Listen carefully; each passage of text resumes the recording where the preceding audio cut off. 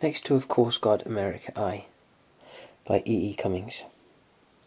The title is very significant for me and actually says a great deal. It's actually very hard to say. Next Of Course God, America, I.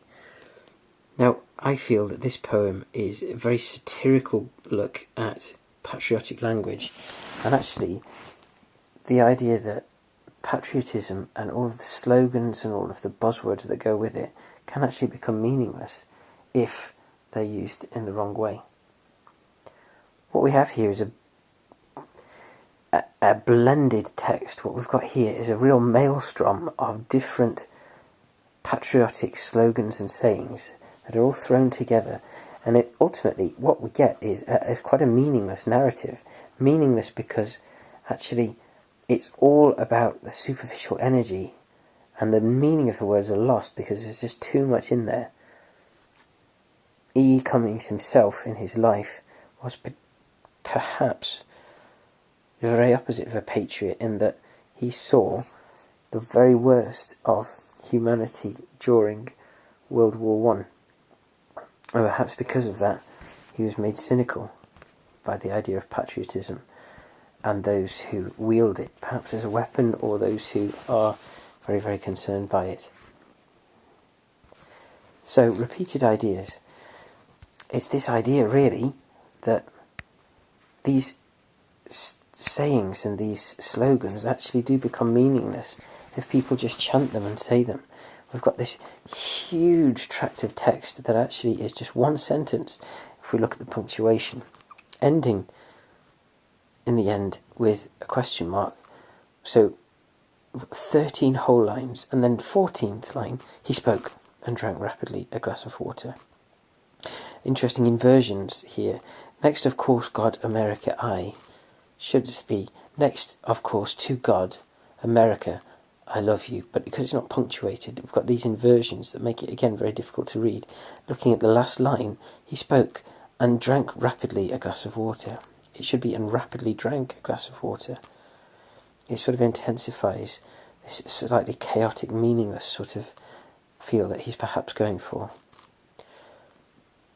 So the tone is very satirical, a very, very satirical poem. We've got 1920s sort of music hall songs mixed with the part of the American national anthem.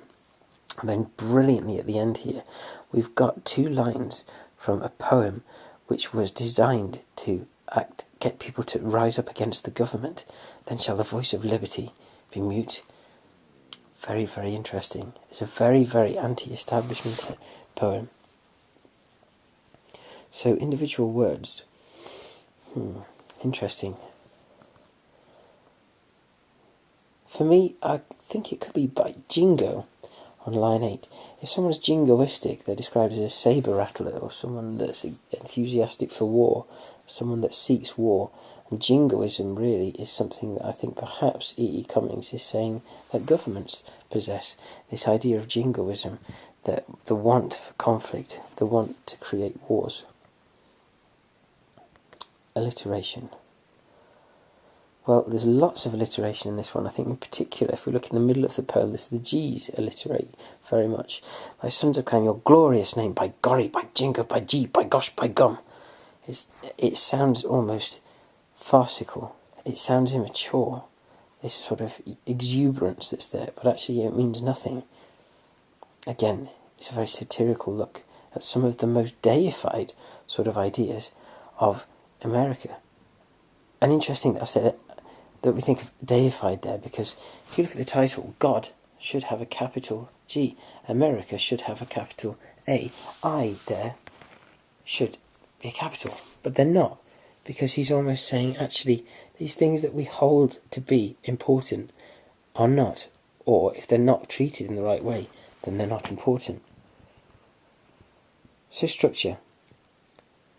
Well, in some ways it could be a sonnet, this, because it's 14 lines long, but we don't have rhyming couplets.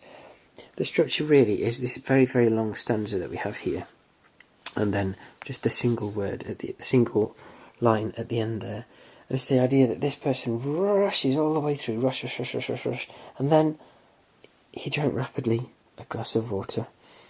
It's almost like a child. A child runs around and runs around and runs around until they're desperately thirsty and then comes in and downs a drink.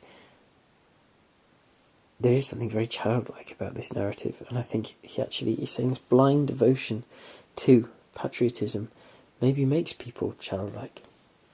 Thank you.